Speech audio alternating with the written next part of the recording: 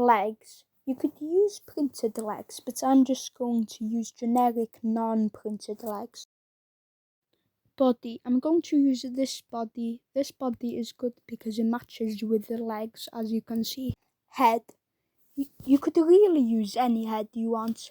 The head helps show the feelings of the minifigs, so remember that when choosing a head. Hair. There's not much to say about hair, just choose your hair.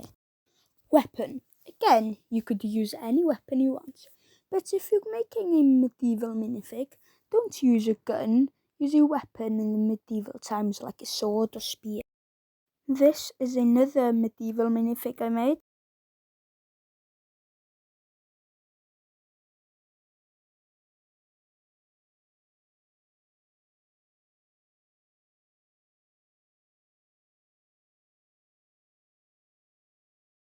And these are more medieval minifigs I made.